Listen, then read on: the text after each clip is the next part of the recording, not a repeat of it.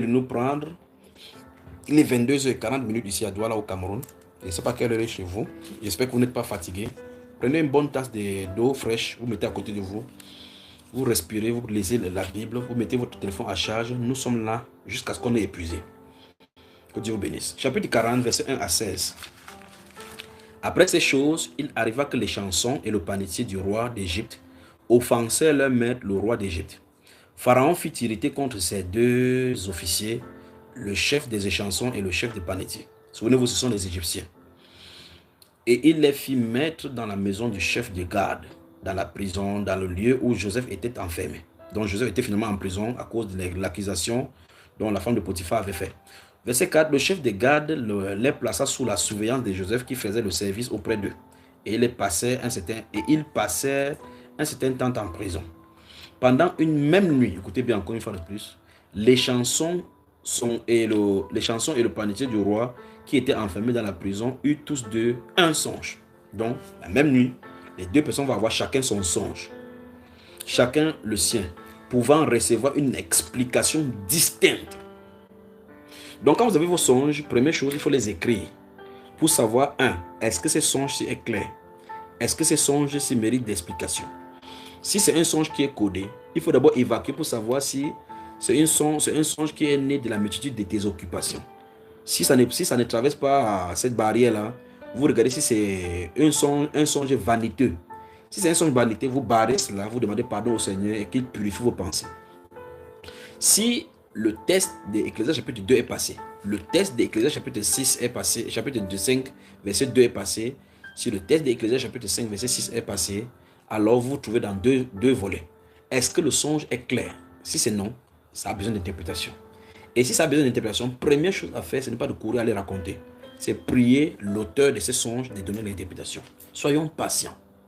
Expérimentons le Seigneur. Soupirons après lui. Communiquons avec lui. S'il décide de te donner les choses en symbole, il sait pourquoi il te donne. S'il veut donner l'interprétation, il te donnera. Tu rêves à 4h.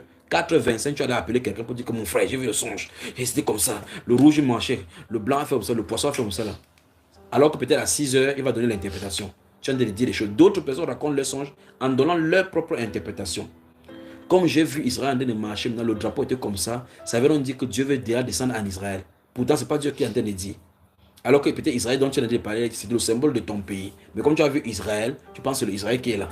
Donc, si vous avez le songe, comme on va voir dans le livre de Jérémie chapitre 23, racontez le songe tel que tu as eu et laissez l'interprétation à l'interprétateur. Très bien, j'ai continué. Verset 5, pendant une même nuit, les chansons et le panetier du roi d'Égypte étaient enfermés dans la prison. Eurent tous les deux un son, chacun le sien, pouvant recevoir une explication distincte. Donc c'est un songe qui peut recevoir l'interprétation. Il y a des songes qui n'ont pas d'interprétation. Parce que ça ne veut rien dire. Oh, frère Junior, je montais le courant d'eau et l'eau a fait comme ça là. Dérange. Verset 6. Joseph étant venu le matin vers eux, les regarda. Il y a des gens qui te racontent le songe, le sommeil va te prendre. Ils parlent comme ça, tu regardes, ça n'a ni quête ni queue. L'autre raconte, il sort par ici, il raconte, il fait par là. Je crois que maintenant, comme vous avez l'enseignement, vous allez d'abord prendre le tamis vous-même. Vous purifiez vos songes d'abord avant de venir raconter pour ne pas perdre le temps sur les choses. Bon, maintenant, ou bien c'est clair que si tu me dis les songes, je commence à suivre. Si dans mon esprit, j'entends, ça ne veut rien dire. Je dis stop, ça ne veut rien dire. Tu déchires le truc, on avance. Ça sera comme ça maintenant. Verset 6. Jacob étant venu le matin vers eux, les regarda. Et voici, ils étaient tristes. Alors il questionna les officiers de Pharaon qui étaient avec lui dans la prison de son maître. Et il leur dit, pourquoi avez-vous mauvais visage aujourd'hui? Il lui répondit, nous avons eu un songe. Souvenez-vous, ce sont des Égyptiens.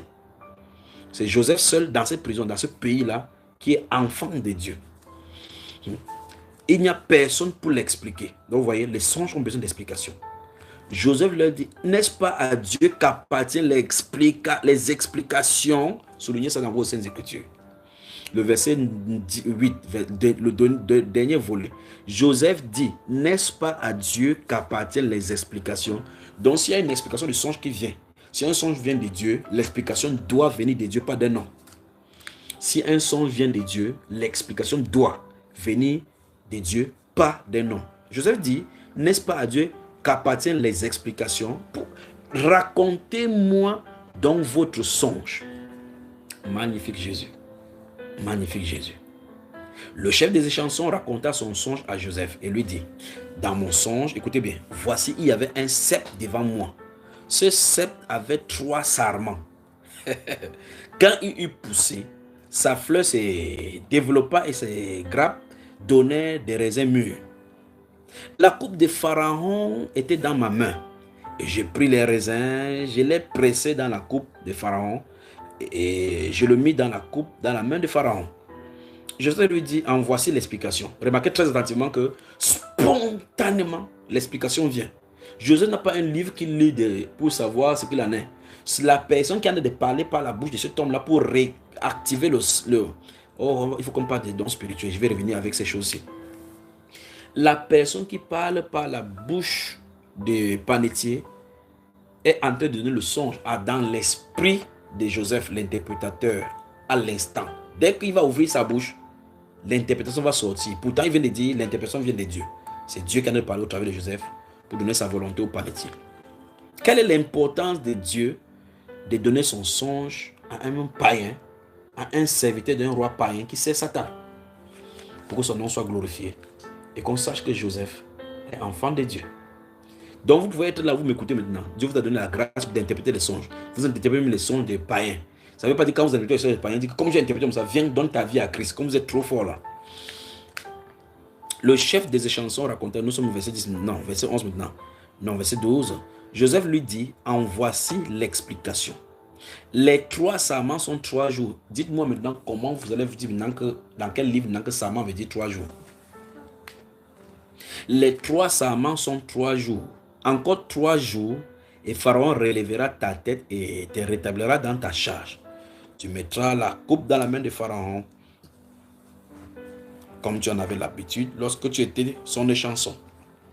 Mais souviens-toi de moi quand tu seras heureux. C'est toujours comme ça. Quand on est sur le don spirituel contre quelqu'un, dès qu'ils sont heureux, ils oublient. Oh frère, prie pour moi, j'ai mon argent qui est bloqué de compte. Quand ça va venir, l'œuvre de Dieu sera, on va avancer l'œuvre de Dieu. On prie, on ne vient même plus à la prière. Quand c'est débloqué, tu entends plutôt dans les journaux, quelque part là-bas, que la personne est en train de vivre bien. Joseph est vraiment quand même terrible. Mais souviens-toi, verset 14, de moi quand tu seras heureux et montre, je t'ai pris de la bonté à mon égard. Parle en ma faveur à Pharaon et fais-moi sortir de cette maison. Verset 15. Car j'ai été enlevé du pays des Hébreux et ici même je n'ai rien fait pour être mis en prison. Le chef des panetiers, voyant que Joseph avait donné une explication favorable, dit, voici, il y avait aussi dans mon songe 3 corbeilles de pain sur ma tête. Dans la corbeille la plus élevée, il y avait pour Pharaon des mets de toute espèce cuits au four, et les oiseaux les mangeaient dans la corbeille au-dessus de ma tête. Joseph répondit et dit, en voici l'explication. Les 3 corbeilles sont 3 jours. Vous voyez que dans ce même songe, dans ce même songe, 3 corbeilles symbolisent 3 jours. Dans ce même songe, 3 sarments symbolisent 3 jours. Comment ça dit maintenant que le corbeille c'est le jour? Je vais vous montrer dans la Bible là, que le corbeille là peut dire maintenant que ce sont des lieux de passement des esprits. Verset 18 donc, Joseph répondit et dit, en voici l'explication. Les 3 corbeilles sont 3 jours. Encore 3 jours et Pharaon enlèvera ta tête de dessus de toi. Te fera pendre à un bois et les oiseaux mangeront ta chair. Le 3e jour, jour de la naissance de Pharaon, son anniversaire, comme tu comprends là, il fit un festin à tous ses serviteurs et il éleva la tête du chef des échansons et la tête du chef des panetiers au milieu de ses serviteurs. Et il rétablit le chef des échansons dans sa charge d'échansons pour qu'il mit la coupe dans la main de Pharaon. Mais il fit pendre le chef des panetiers selon l'explication que Joseph leur avait donnée. Le chef des échansons ne pensa plus à Joseph, il l'oublia. C'est ça. Alors, nous voyons dans l'histoire de cette prison-ci que, 1. Même si les êtres humains sont contre Dieu, ne connaissent pas Dieu, Dieu peut leur donner des directives dans les songes. Et ces directives-là servent à diriger leur vie dans le sens où il veut. Le don d'interprétation de songes sont donnés à qui le Seigneur veut donner. Personne ne peut se targuer qu'il a la capacité d'interpréter le songe parce que la Bible est claire.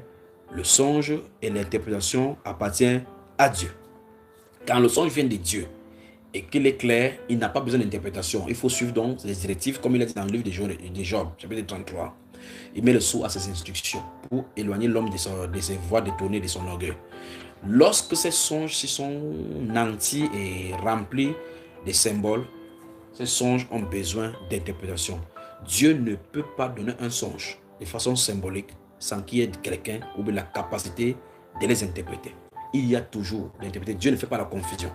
Cherchez toujours quelqu'un qui a l'esprit de Dieu qui peut interpréter les songes. Pas tous ceux qui ont l'esprit de Dieu ont l'interprétation des songes. Si vous avez le Saint-Esprit, vous pouvez accorder les guérisons aux gens, donner les prophéties sans pour autant interpréter les songes. Joseph était un prophète, songeur, interpréteur, comme Daniel. Que Dieu vous bénisse. Continuons dans le livre de Genèse. On est encore seulement dans la Genèse. On a au moins une quarantaine de livres à lire ici. Que Dieu bénisse son peuple. Dieu bénisse son peuple. Dieu bénisse son peuple. Chapitre 42 maintenant, les 9 premiers versets. Les 9 premiers versets. Là, Joseph va finir par, avec la famine, ses frères vont finir par venir. Et puis ils vont venir, il va se révéler à eux. On va voir quelque chose. Verset 1 à 9. Jacob, voyant qu'il y avait du blé, nous sommes dans Genèse chapitre 42, si vous venez de nous prendre, nous sommes dans Genèse chapitre 42, verset 1 à 9. Jacob, voyant qu'il y avait du blé en Égypte, dit à ses fils, pourquoi vous regardez vous les uns les autres? Il dit, voici, j'apprends qu'il y a du blé en Égypte, descendez-y pour vous en acheter là, afin que nous vivions et que nous ne mourions pas. 10 frères de Joseph descendirent en Égypte pour acheter du blé. Jacob n'envoya point avec eux Benjamin, le frère de Joseph, dans la crainte qu'il ne lui arriva quelque malheur. Les fils d'Israël vinrent pour acheter du blé au milieu de ceux qui venaient aussi, car la famille était dans le pays de Canaan. Joseph commandait dans le pays, gloire à Dieu tout-puissant. Joseph commandait dans le pays, c'est lui qui vendait du blé à tout le peuple du pays. Les frères de Joseph vinrent et se prosternaient devant lui, face contre terre. Joseph vit ses frères et les reconnut, mais il feignit d'être un étranger pour eux et il leur parla durement et leur dit, d'où venez-vous? Il répondit, du pays de Canaan pour acheter des vivres. Joseph reconnut ses frères, mais eux ne le reconnurent pas. Joseph se souvint des songes, verset 9, nous y sommes là. Joseph se souvint des songes qu'il avait eus à leur sujet et il leur dit, vous êtes des espions. C'est pour observer les lieux faibles du pays que vous êtes venus. Joseph venait de se réaliser clairement que le songe que Dieu lui a montré plusieurs années plus tôt venait de s'accomplir. Le songe, quand c'est Dieu qui donne et que ça marque pour un événement, qu'on le veut ou pas, comme une prophétie, ça finira par s'accomplir. Le songe, même si ce n'est pas d'interprétation, le songe va finir par s'interpréter lui-même si c'est un songe de direction. Si c'est un songe d'instruction, il y aura besoin de claires direction pour que la personne qui a besoin, ou le pays ou bien l'événement dont il a besoin pour la direction doivent recevoir l'instruction et donc l'interprétation. Si un songe concerne un événement qui est dans le plan de Dieu, c'est uniquement à titre indicatif que Dieu montre à ses enfants pour que les gens se préparent. Joseph vient de voir ici que ses frères venaient se prosterner. Il s'est souvenu des songes qu'il leur a racontés. Mais pourtant, il était dans le jardin, il était en Égypte. Il n'avait pas expliqué un jour qu'il devait voir ses frères. Mais Dieu n'avait pas mis que le blé, c'est à cause du blé dont il a vu dans le sillage de ce songe que les blés se prosternent devant lui. Maintenant, on comprend effectivement que c'est à cause du blé qu'ils vont venir se prosterner. Pourtant, c'est le blé qui est déjà utilisé là-bas, les gerbes de blé qu'ils vont faire pour les faire descendre en Égypte. Que le Seigneur vous bénisse. Nous prenons encore une respiration musicale et nous revenons tous derrière. Prenons encore Olivier Chewa et on respire derrière avec cette musique.